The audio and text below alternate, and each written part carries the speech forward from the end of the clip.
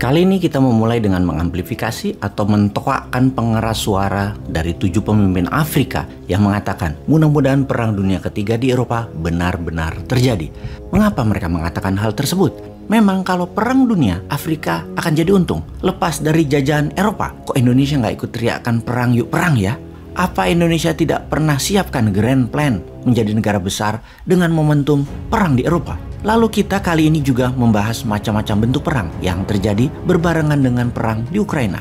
Dalam banyak episode kita sudah menginformasikan bahwa sejak tahun 2017 dunia dalam keadaan perang. Namun bagi mereka, terutama pejabat yang memang tidak memahami geopolitik dunia, tidak pernah mengikuti sekolah kepemimpinan, SESCO, atau Lemhanas, topik ini memang tidak difahami. Bahkan buzzer yang tugasnya dan bayarannya hanya untuk menyerang lawan atau oposisi, tidak pernah menyerang substansi atau konten apapun. Pokoknya yang berbeda diserang. Gak perlu membahas pakai ilmu, pakai menyerang fisik atau hal yang tidak berhubungan dengan konten. Yang penting orang yang mendengar seruan buzzer tersebut bisa benci dengan yang beda pendapat dengan kebijakan pejabat yang baru.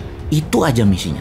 Misalnya, Bosman mengajukan konsep printing money berbasis produksi, maka buzzer hanya menyerang anak yatim tau apa itu Bosman, atau ilmunya baca doang kok sok-sokan bicara ekonomi, doktor bukan, profesor bukan. Itu masalah buat Bosman? Ya enggak lah, kita nggak pernah repot-repot mengatakan sesuatu kepada buzzer seperti peribahasa lebah tidak akan pernah mengatakan kepada lalat bahwa madu lebih enak dari tai. Kembali ke dunia dalam keadaan perang. Kencang di tahun 2017 kita mengingatkan sekarang dalam keadaan perang waktu itu.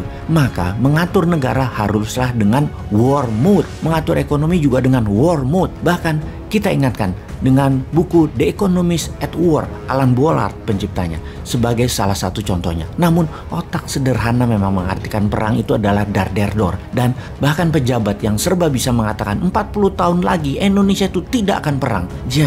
Perang masih aja diartikan dar der dor, bedil-bedilan. Dia ini padahal jenderal loh yang ngomong, namun sudah jadi jenderal cuan sekarang. Bukan jenderal mempertahankan tanah air lagi, tetapi mempertahankan jabatan sak matee sampai mati. Kita lanjut. Setahun kemudian kita mengingatkan berulang-ulang akan pelajaran di Akademi Militer yang selalu mengingatkan di awalnya perang ekonomi, di akhirnya selalu akan terjadi perang militer. Sudah siapkah kita? Kemudian terjadi perang militer di tahun 2022. Namun ternyata masih juga dianggap perangnya ribuan kilometer dari Indonesia. Tenang, masih jauh. Begitu kira-kira.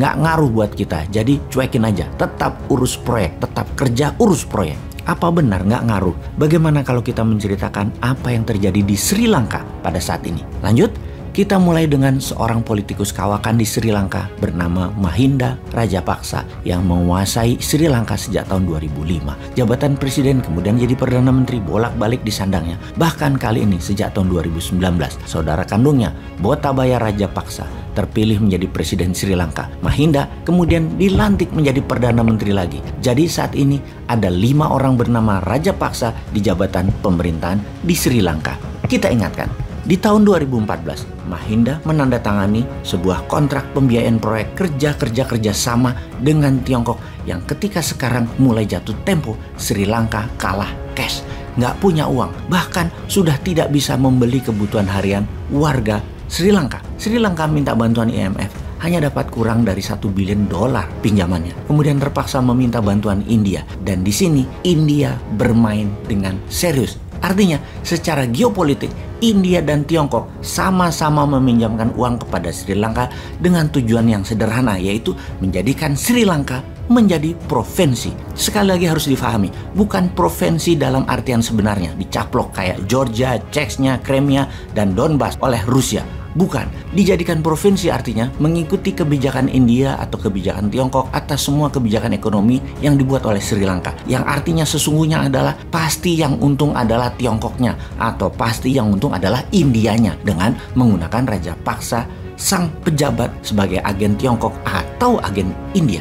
Dua negara Tiongkok dan India ini ibarat Soviet dan NATO sekutu barat Amerika di zaman Perang Dingin. India dan Tiongkok sama, perang di mana-mana. Baik fisik di utara India, daerah Kashmir hingga perebutan Nepal, kebijakan ekonomi saling serang dan saling kuat-kuatan sebagai negara produsen. Gak ada barang Tiongkok di India yang tidak dipajaki tinggi. Begitu juga sebaliknya, tidak ada barang India yang ke Tiongkok tidak dipajaki. Sekarang keduanya berebut Sri Lanka. Posisi Sri Lanka yang strategis, penghubung Asia Barat dengan Asia Timur secara maritim sangat penting bagi dua negara. Tiongkok memerlukan pelabuhan utama di mana ketika Selat Malaka penuh, mereka bisa pakai kanal Kra Thailand dan memiliki hub semuanya, yaitu hub kargo di Sri Lanka. Demikian juga India yang menganggap Sri Lanka adalah buffer country, ibarat Ukraina di mata Rusia yang akan dicaplok NATO. Geostrategi kedua negara India dan Tiongkok memang matang. Namun sekarang Raja Paksa sedang ditekan oleh kebijakannya yang termakan oleh proyek dan uang Tiongkok, di mana tidak bisa membayar plus harga naik di dunia membuat bukan saja mahal barang-barang seperti bensin, minyak goreng, susu, tepung, beras, tetapi barang-barang tersebut langka, tidak ada, hilang. Kayaknya ini semua kenal ya kita ya. Mudah-mudahan pada paham.